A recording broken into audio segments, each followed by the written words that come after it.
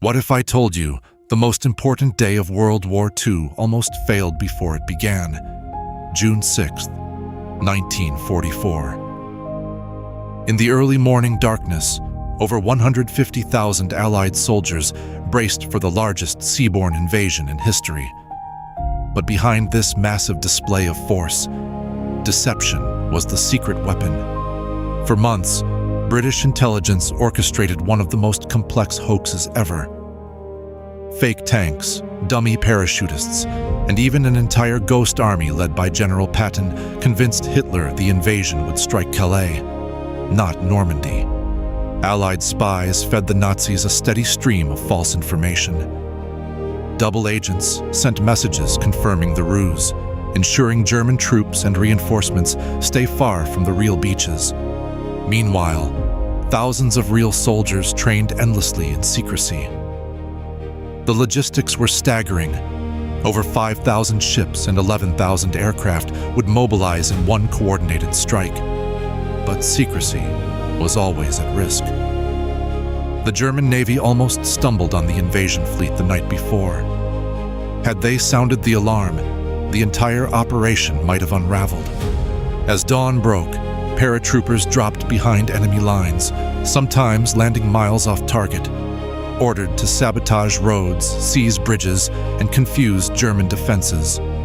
On Utah Beach, some American units found themselves blown far from their intended landing zones by strong tides. But their leaders pushed forward, adapting minute by minute, turning mistakes into momentum.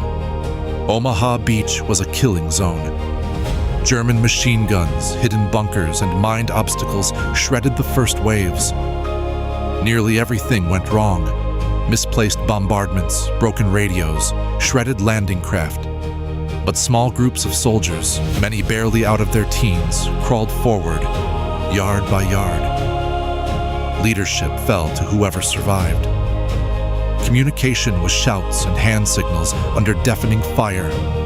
Did you know some of the secret weapons of D-Day included amphibious swimming tanks and armored vehicles called Hobart's Funnies?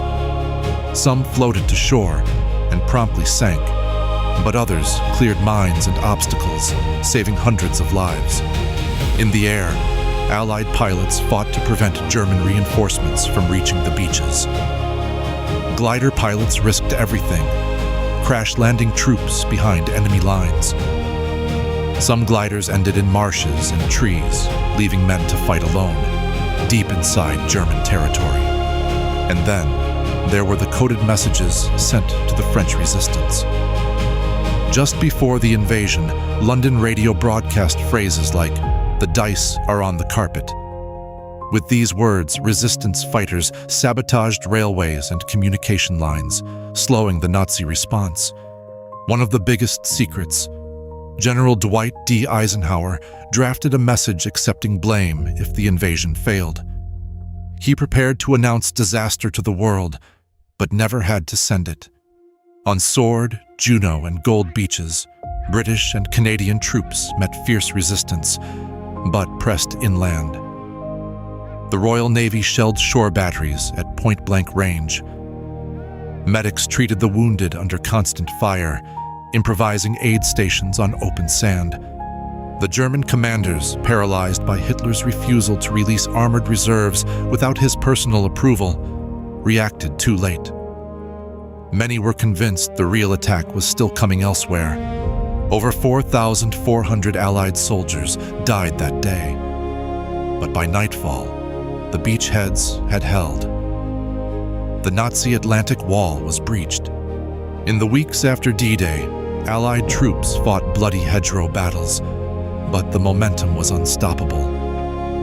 Paris would be liberated by August. Sometimes we imagine great victories as the work of flawless planning, but D-Day proves something else. It was daring, improvisation, and the courage of ordinary people in extraordinary moments. A wall of secrecy, a storm of steel, and the hope of millions rested on a few hours in June. The world changed forever on the beaches of Normandy. But the greatest secret? D-Day was just the beginning. The race to defeat Nazi Germany was far from over. What would you have done? Stepping onto those beaches at dawn, knowing the fate of freedom depended on what happened next. Want to know what happened in the weeks that followed, as Allies pushed through France toward Germany? The story gets even more intense. Subscribe for the next episode and uncover the hidden battles that shaped World War II.